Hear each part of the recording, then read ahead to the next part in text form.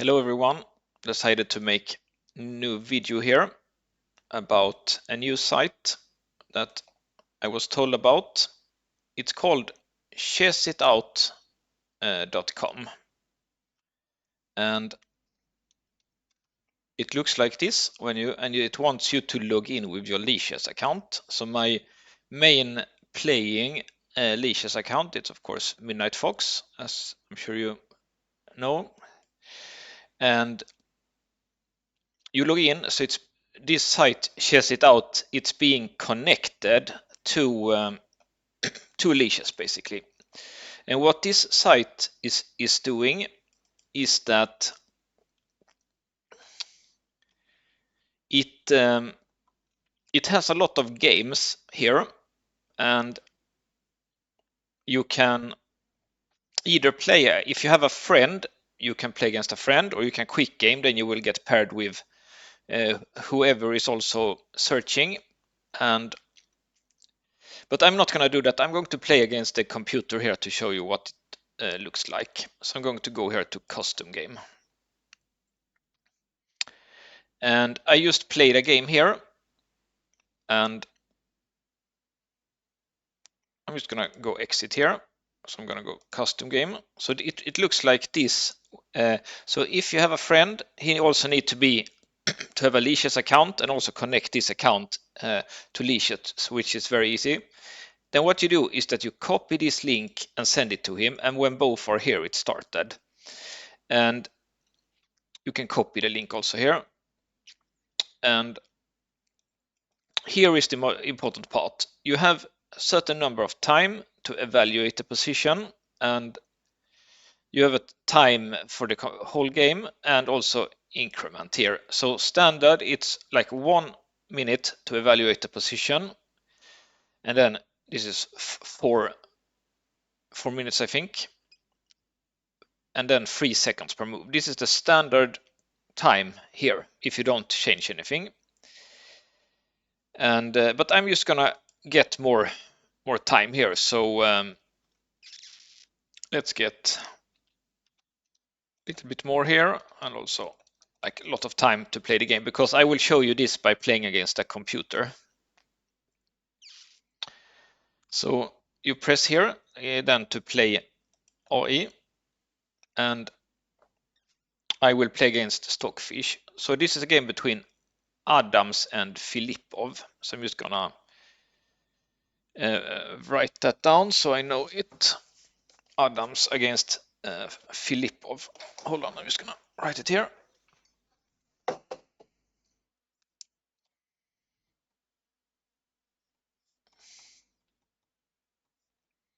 Because it could be nice to after the game to see what did Adams play or what did Filippov play.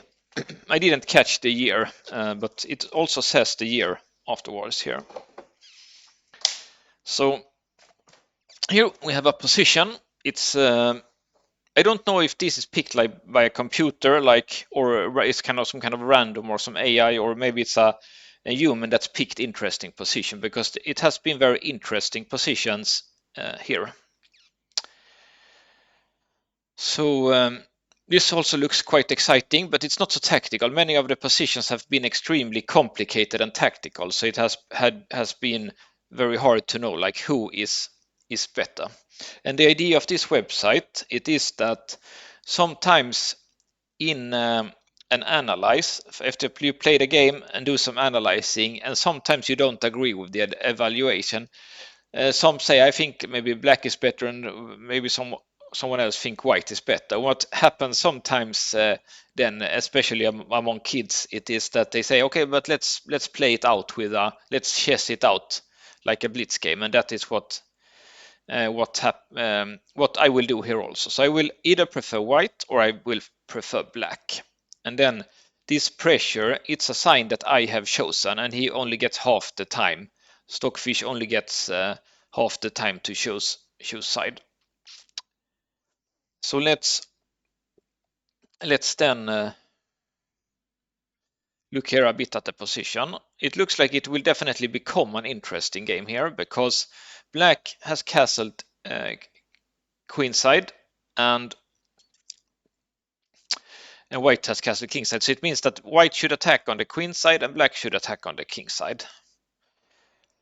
And to me, this position looks quite even, but I'm just gonna choose white here because yeah, I want to play as Adams. I've done a lot of videos about his games on my channel. I don't know Filipov who that is really, so I'm going to prefer white, and then I'll use this pressure, and it means that Stockfish he only has 1.5 minutes, just half the time left to choose. Sometimes also the computer will choose a side, and then you will have less time to think.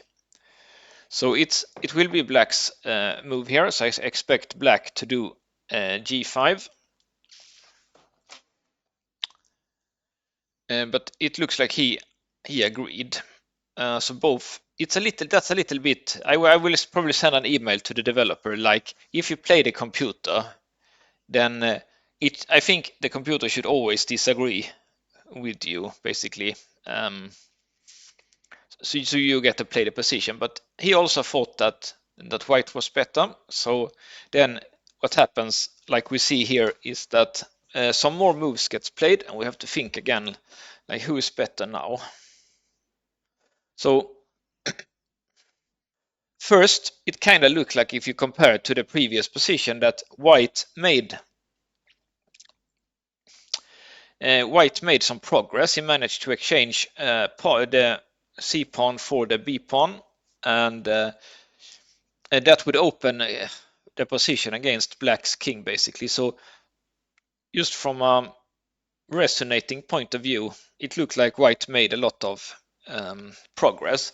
But the thing was that black did not do the most logical plan for black, which in my opinion was, as I started to think about, black should probably do g5, g4, and then maybe h5, h4, and g3, something like that. But maybe Filippo thought like that white would just be faster. So instead, he tried to put his pieces on the queen side where it can defend his king. And black definitely has quite active pieces here. It's queen and knight and so are quite strong here. So black's last move was to move the king. So that makes me think. It looked to me that black could have played knight take c3 in the last move. Knight take c3 because it's being defended by the bishop. And I don't really know what was he afraid of. Maybe he just didn't like to be in like a pin because his king was on c8, so it would be an open c file. So maybe he just didn't like that position to open the c file for white's pieces. And also maybe if he did knight takes c3, then maybe white had bishop e7 as some kind of a move to trade the bishop, and then the knight would be weak on c3. So that's probably the reason why he didn't take it. So I was thinking, if I'm choosing white, like what should I do? Because I have some time here to think. Like if I'm white, like what would be my next move? And one move that comes to mind, because that e4 knight is pretty strong. It's knight d2 to try to trade the knight, and another one is maybe f3 to chase the knight away. So if I do knight d2, I have to think about knight takes d2 or queen takes c3, or maybe queen c6, something like that looks normal. But queen c6 doesn't look so good because I used queen e4 for nothing then. So the most interesting is maybe queen c3, if I have some tactics there or not.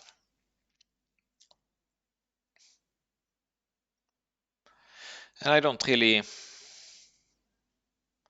see anything. If I do knight d2 and he do queen c3, what will happen there?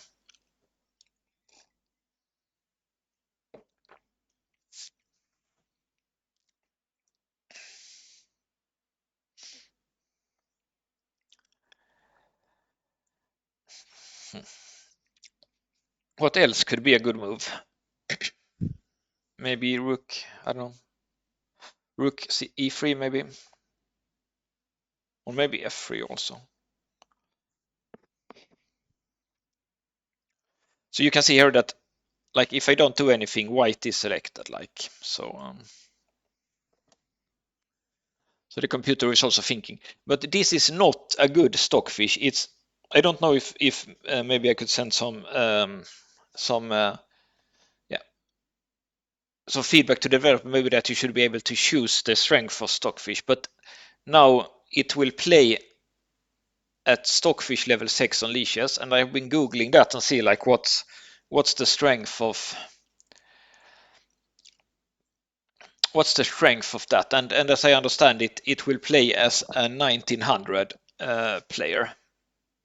So it, because I played one game, I played two games actually against it, one where I lost and one where I won. And when I analyzed that game that I won compared to like Stockfish 17, he didn't play. He made a lot of mistakes. So it's a computer that you can definitely can play against if you have some time to think.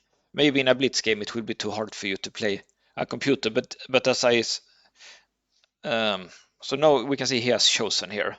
So I'm just gonna vote for white again.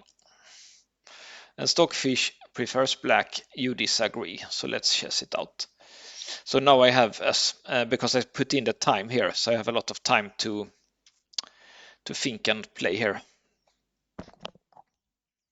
So something that you always should do. I am often too lazy to do that in blitz game, but when I play a long game, I always do it. Like it's this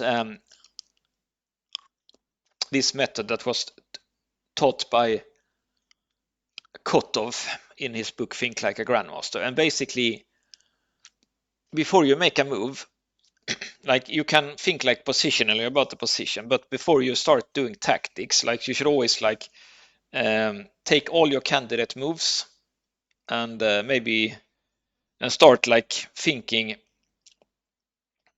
like systematically. So the first thing I should do here is that I should start to take the candidate moves, and black should then, and then like when I've chosen a move, for example, let's start to my candidate's move here is maybe knight d3, knight a5 maybe, rook e3, f3, move the bishop somewhere, maybe bishop d4. That is some candidate's moves. Maybe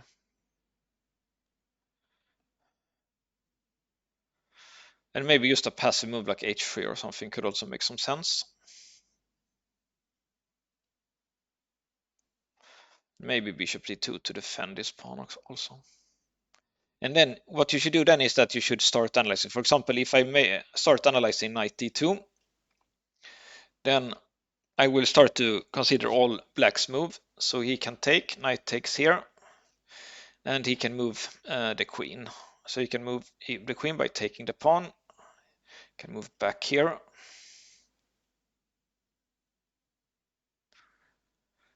And maybe back here also, because it attacks the bishop.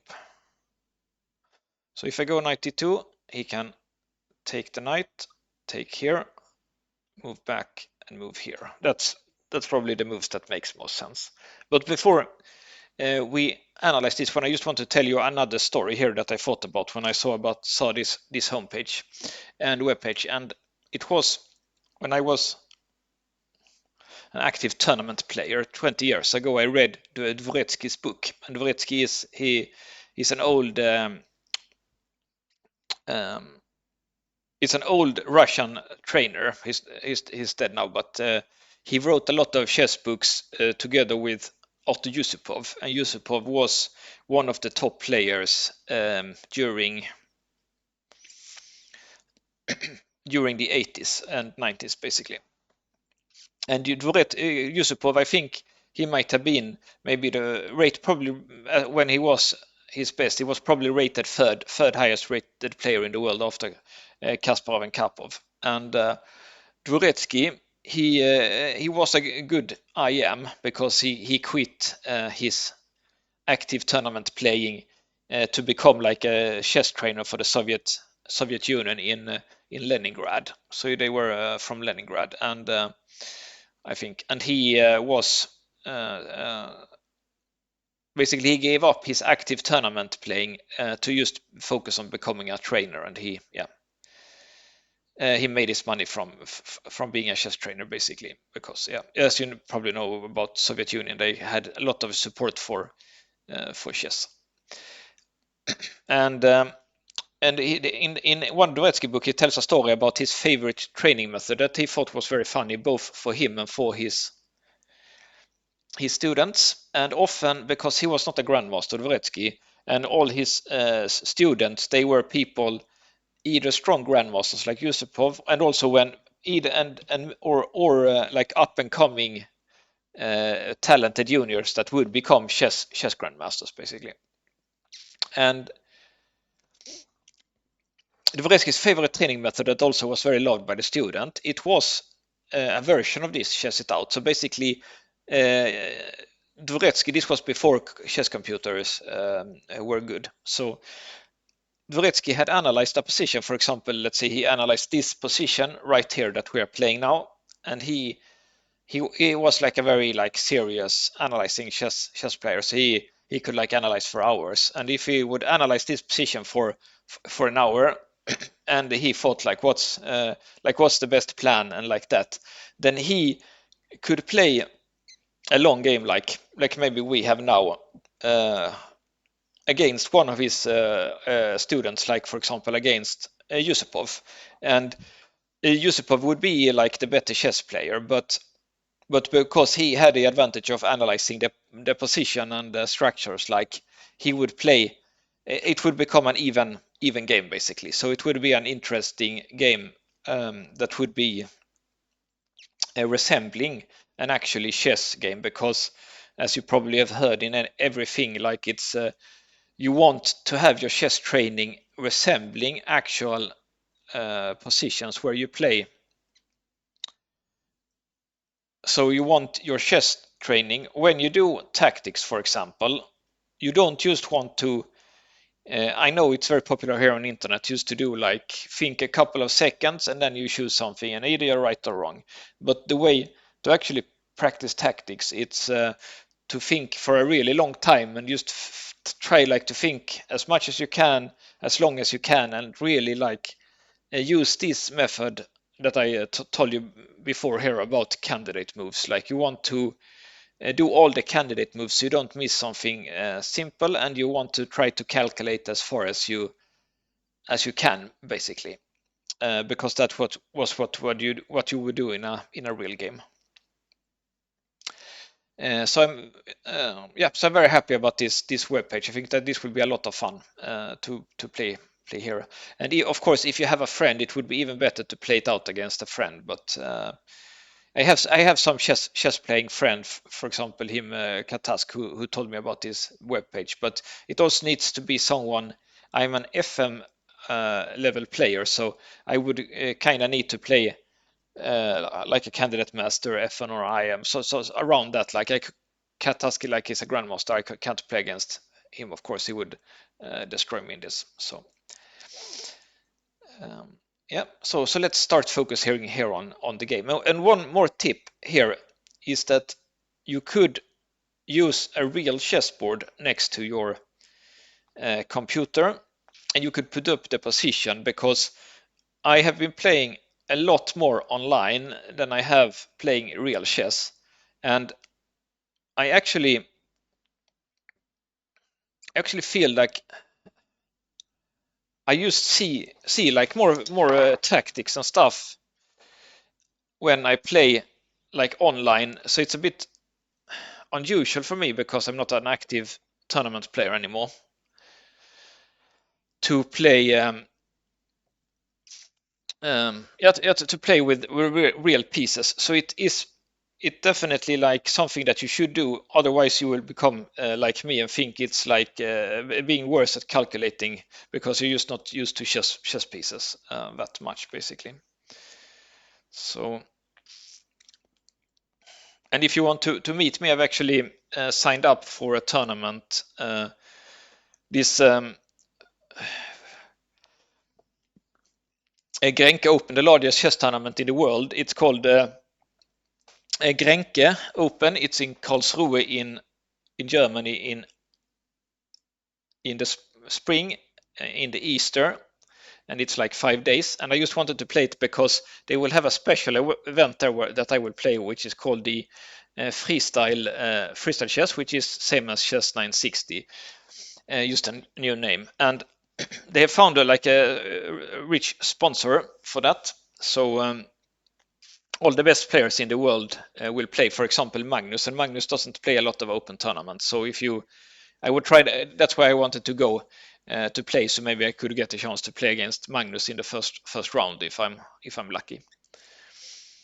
Okay, so let's start focusing on this chess game instead. So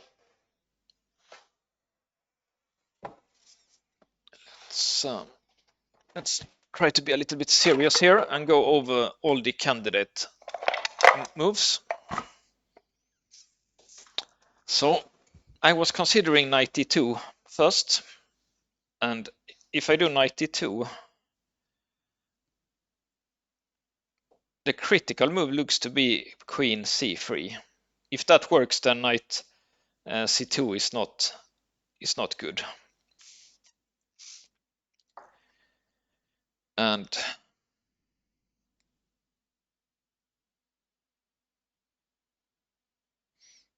if I trade the queens, he will of course take with the knight, or maybe even with the bishop. Maybe even with the bishop, but for sure with the knight. And then bishop e7 is like the move that looks best. And then he might take that. And then maybe d4 to defend the knight. Or maybe take on a2. That doesn't look so clear to me. That looks playable for black, in my opinion. So knight f2 is not so sure that's good. So let's try f3 instead. Try to force the knight away. And he will likely do knight takes c3 then. And I like the critical move here looks to be bishop e7 again.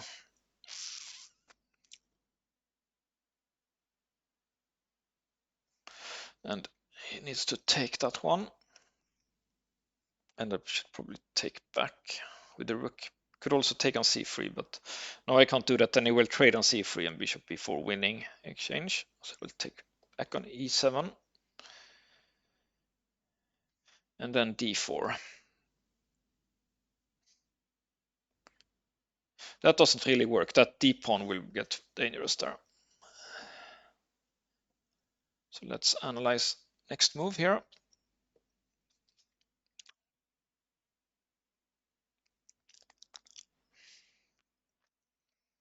So if knight e2 or f3 is not that good, what are the other candidate moves? I could try sorry, knight a5.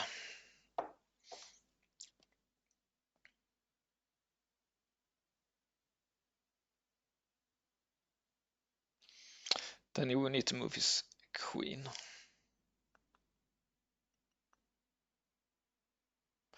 He can still take on c3, or he can go back somewhere.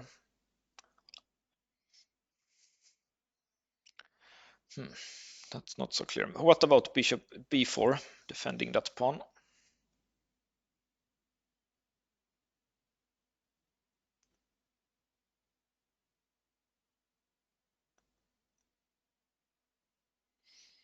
And he will probably do rook c8 is my guess. That looks like the best for him. That has the threat of rook takes b4. So bishop b4, rook c8, and he threatens Rook take b4.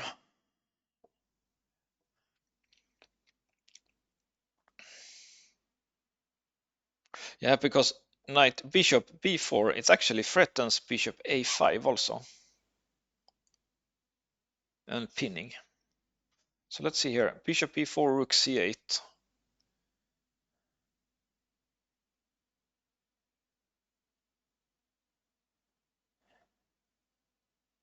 And we need to move the queen, I think, or the bishop, or bishop a5.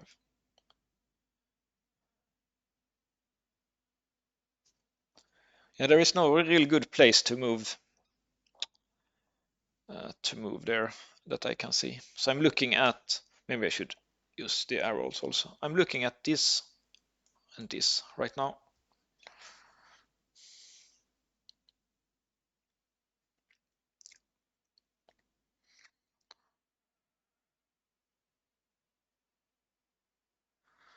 Okay, let's go back. I don't really see anything so good there.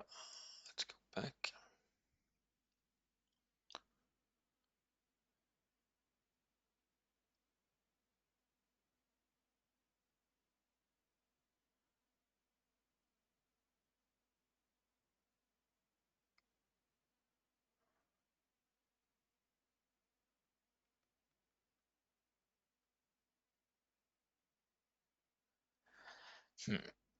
And not such an easy position. Maybe black is better. That computer assessed it correctly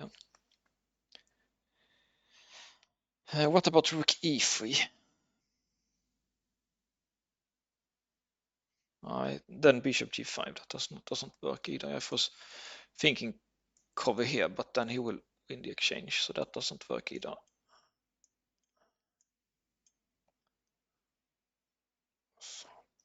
I'm wasting a little bit too much time now, almost half my time on the first move here.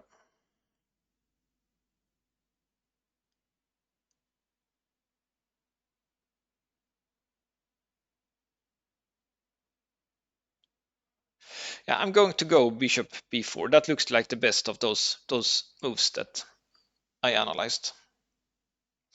So that's interesting. He didn't play. I thought rook c8 was correct. And also remember, this is Stockfish level 6. It is supposed to play like a 1900 player. So because this move, it looks like it's helping me actually a bit. Because of course he threatens f2, but g3 is a move that I want to play anyway.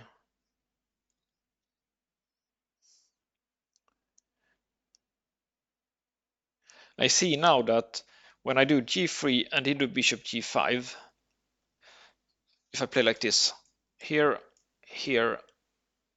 then this move, if I would move this rook, then he has this tactic rook here. So when that happens, I'm just gonna play this g3 here. I think that's the correct move. I wanted to get luft for my king here anyway, so.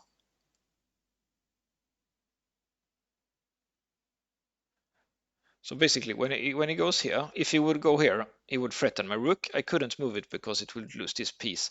But in that position, I maybe could have played that move. He would take, I would take. It wasn't so clear. But this maneuver here definitely looks like a mistake for black, because can't I win the I can win the exchange now with bishop a5, right? This was my plan, and he didn't prevent it by go rook here, as I thought was the correct way to play. Yeah, this just looks right to me. I'm going to do that. And remember, Stockfish level 6 is 1900 player, so so he will make a lot of mistakes, especially if you spend like 15 minutes to analyze a position like I did. I should probably be better than a 1500. Then a 1900, I mean, sorry. So he played g6. That also looks completely wrong. That also looks completely wrong. It also weakens the bishop. It was defended, so this g6 looks completely wrong here.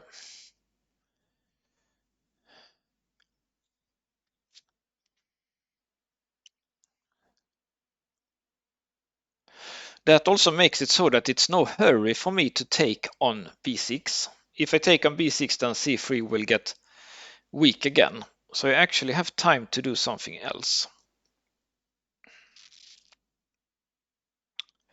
So one move I could consider here, except of bishop take b6, is of course knight e2 here. Try to do that trading again. Because it would be good for me to trade off that strong knight on e4.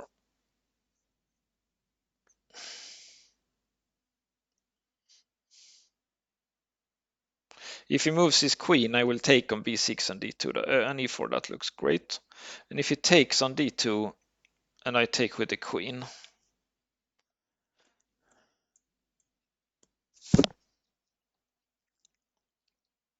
then there is still the problem with his rook. So that looks correctly to trade off the knights before I take on b6, because if I would take on b6 first, then knight d2, then maybe queen c3 would be a move for him.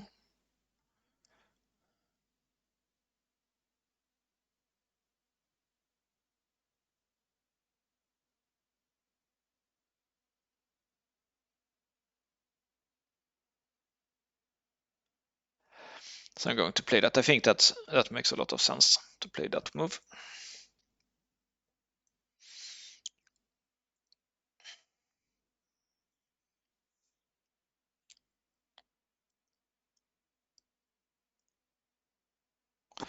So it's going back with the queen. That makes some sense. That also because he put it in a pin, it looked better for him to maybe go to c6, or maybe attack the bishop with on b6 or a6 or so.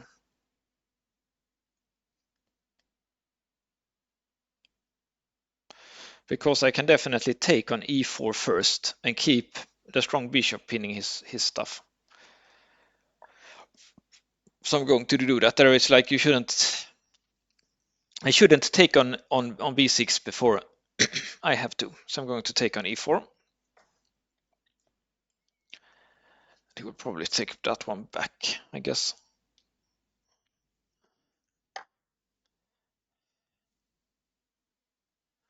Now the question how to take it.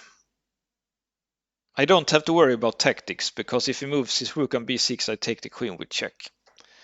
So I can take on e4 with the queen or with the rook. Both looks good. I can actually also do another move that's probably quite strong. It's actually rook b1 now when I think about it. Rook b1 has the advantage of it actually threatens. If it's my move again, then I take, and rook here, and his queen is pinned, and I'm just winning that endgame. So if I do rook b1, and again he cannot take on b1 because I can take back with check or take his queen with check, then he would probably need to do rook b6 maybe, d6 maybe.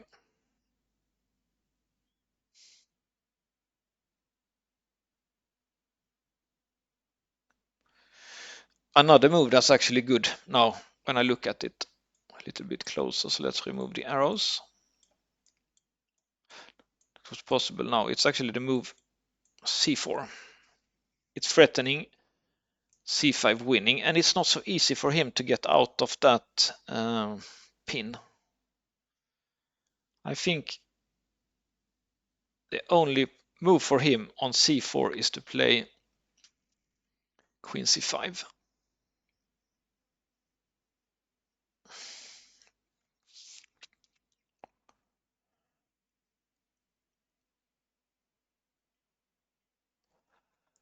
But that looks good enough. Good enough for him. C4, queen c5.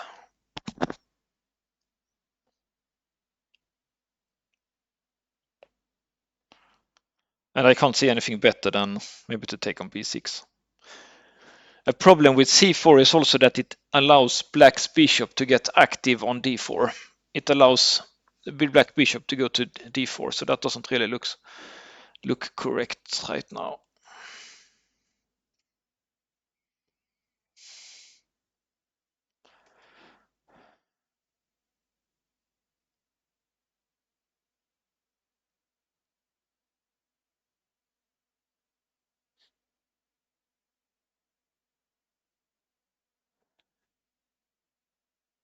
Yeah, both rook b1 and queen e4 looks quite good. Maybe it's easiest just to do queen e4. Let's do that maybe. If I do queen e4, then maybe then c4 is a threat because like if I would take here and then next move go here, then he can't do queen c5 because I have this check and then winning the bishop after I take here.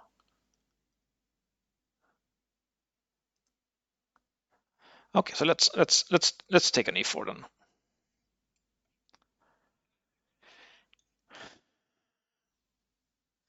So he played h5. That's yeah. The position is of course winning now for me, so it doesn't matter so much what he plays. So I thought maybe c4 could be strong here, but he has bishop d4 again. That's probably his best.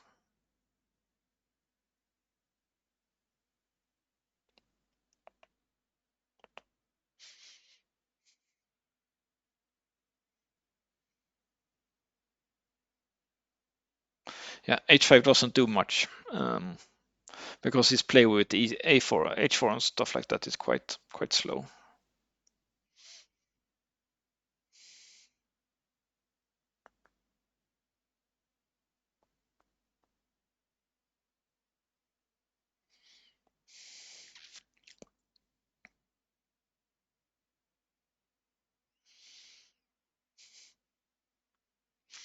Yeah, I still like this rook b1 a bit more than c4 because on c4 he could also always do bishop d4, of course.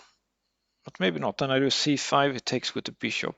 That's quite a nasty pin actually.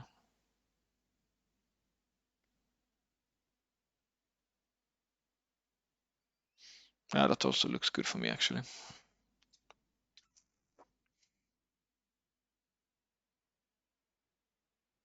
So let's analyze that.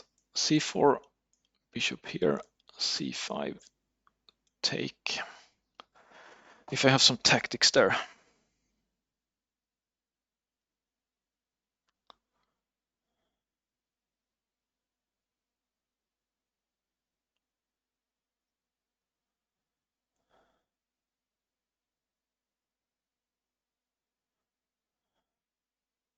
Yeah, then I can do queen c4. Then you can do bishop here.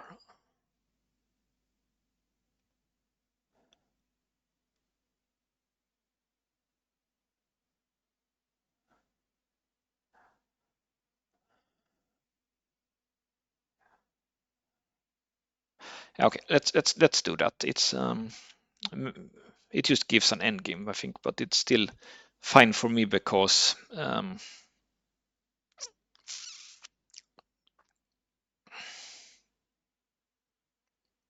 or maybe c5 take and maybe just doubling like that.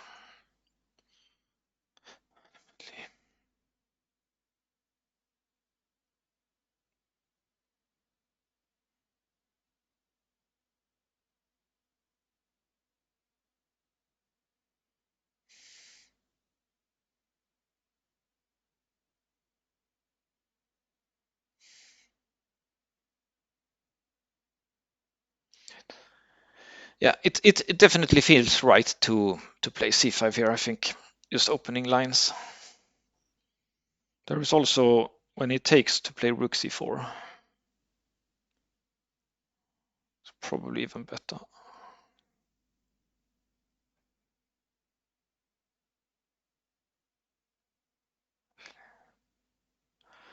Maybe not, because if I play rook c4, then there might be some tactics by taking here, and rook here, and then take here. So let's just do rook c2 instead, I guess. Then you would need to move the queen here. I'm going to go here. Yeah, let's try that. Queen c4 was also interesting, but this looks also fine. He has to do, I thought he had to do queen d6, but of course f5 is also a possibility.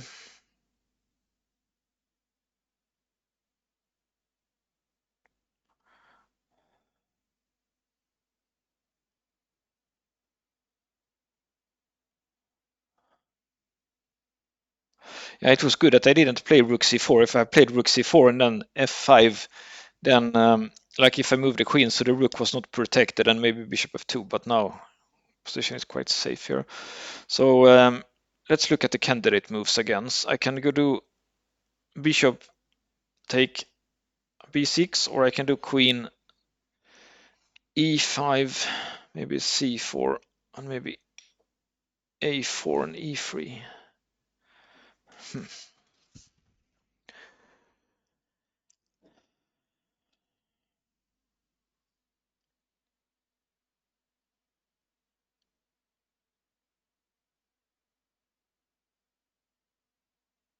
On queen e5, he can do bishop d6, I think. I go here, I can go here, and you take here. Okay, that's still I'm winning endgame because I will get an exchange up. If I do queen here, he also has to go here.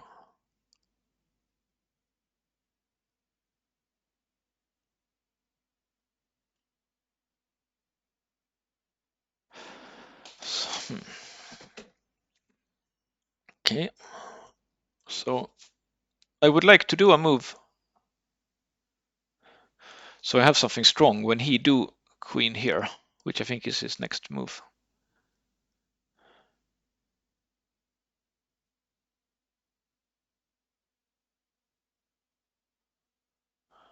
So one thing I could go is actually to go to h4. The idea would be when I'm guessing he's doing queen d6 next time. Then I can take here, take, and then take the rook.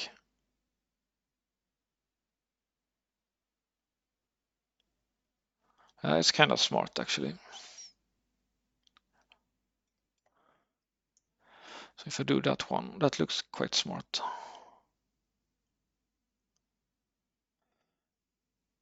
I'm gonna try that one. Why not?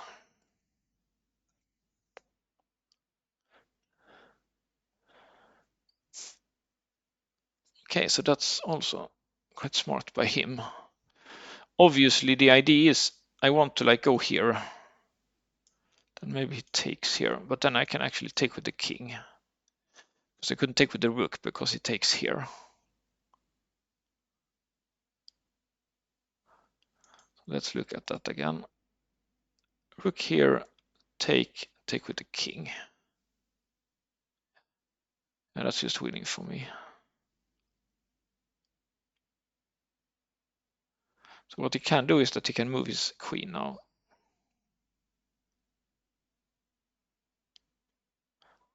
So I'm just gonna do it, see what happens. He has to go here again, I think. Queen here, or here, yeah, of course.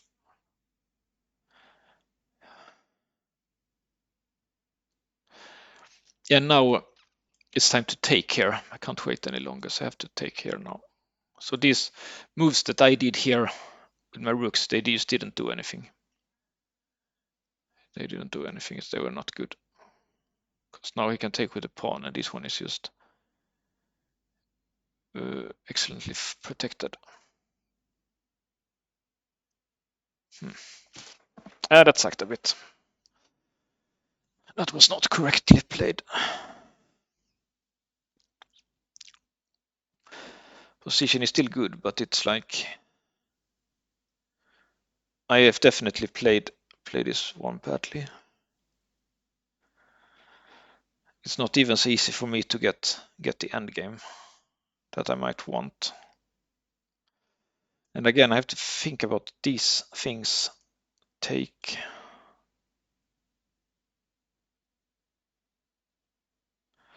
Something like this would be a little bit interesting. The queen is offside now also. Maybe I should go here and try to threaten here. I'm gonna do that. I don't see anything really better. Sometimes a4, a5 could be something.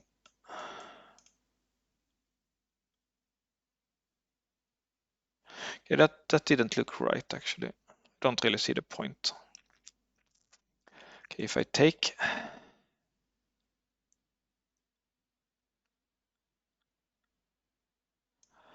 takes,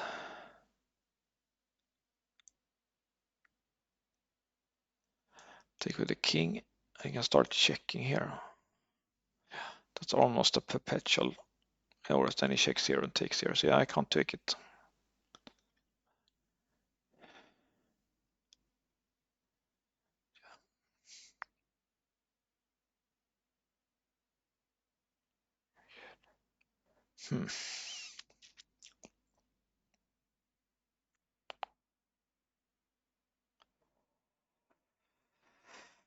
This is annoying. I'm going to try this one. I don't know why, but something like this. Like he can't take here because my rook is defended, so I can always take like this. If I have to.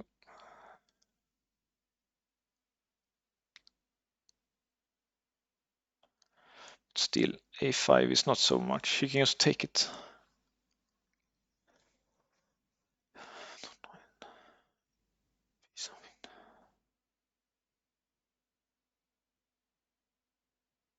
It's a little bit tempting to try to improve the king. Maybe h4 here. But then this queen always have to stay and defend this one because it's pinned, but it looks okay. Like if you don't know what to do, like always improve your king. Like that's in this kind of endgames. Okay, so if I do this one with the plan to go here.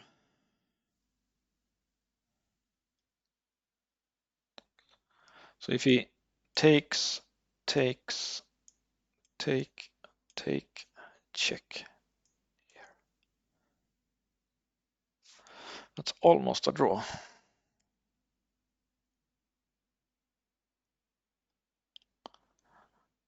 But probably not, so it's probably okay.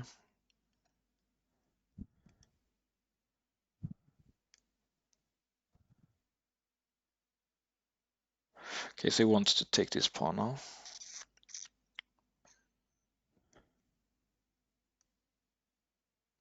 Now I can take here actually, because this tactics here is gone.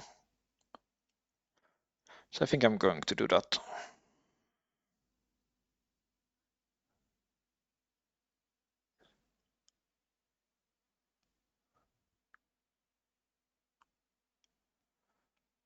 Okay. So if this is some kind of, if I take here, I can take, and I can't take back because it's a pin.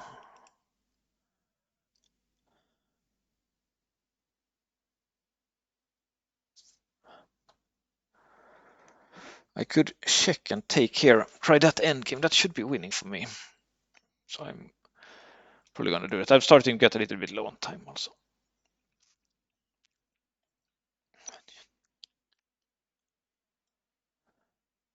This endgame should be winning for me. So now it's basically technique. Also still threatening this one, but they will move the rook, of course. Now this one is threatened, so I should defend it. We will go here, try to win it. Okay, so the plan is to go here now. I could sack here. That rook endgame should be winning, because I get this one also.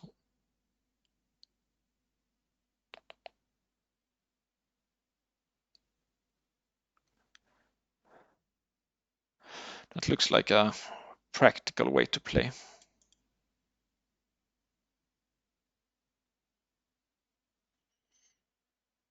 Yeah, so I'm gonna go here.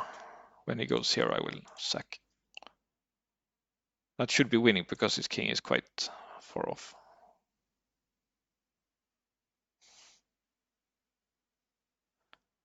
Yeah, so I'm just gonna take it away. No, that's not good. Now he's defended here. What am I thinking? So maybe it's time for a5 then, or maybe just go up with a king. Yeah, go up with a king, looks good.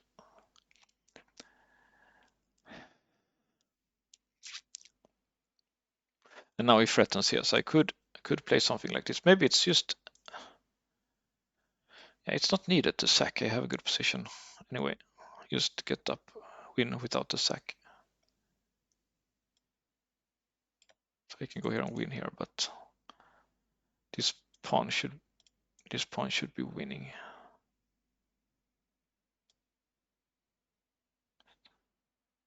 Something like this, I think.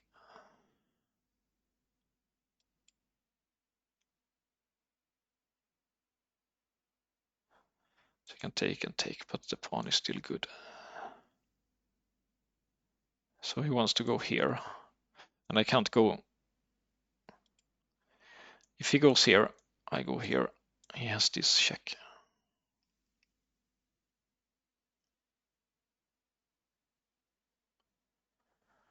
So I shouldn't do that. I'm just gonna keep going here, I guess.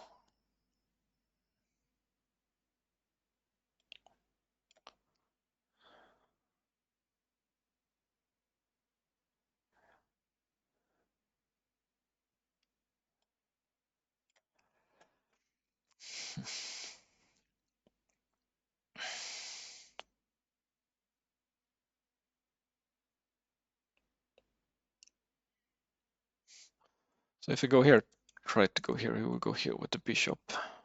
No, then I have the check here with the rook here, and he's actually checkmated. One more time. If I go here, threatens to take a queen. Only way to prevent this is to go here. Then I check, he has to go here, and it's a checkmate.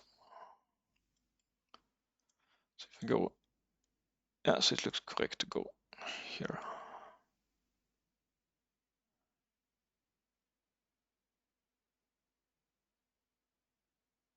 Yeah, so he sees the checkmate, so he's sacking like this, but yeah. He's of course winning easily now. Yeah, so he's gonna play a bit faster here.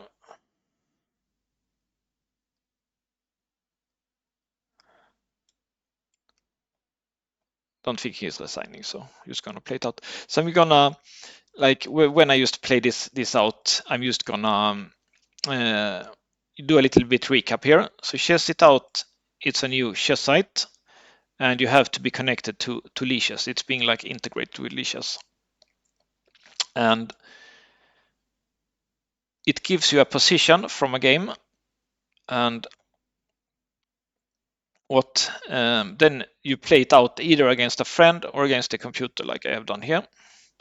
And it's often very, very interesting. I've done this like maybe 5 games or something like that. It has been interesting games every time, and just becomes sorry, because it's from an actual game, that just makes it so it's just very interesting, very interesting. Just have been very, very interesting positions. So highly recommend that you try it out. So yeah, this is a site, chess it out. So hope you liked the video, and if you want to see more of these Chess It Out videos, just write a comment about that. So see you.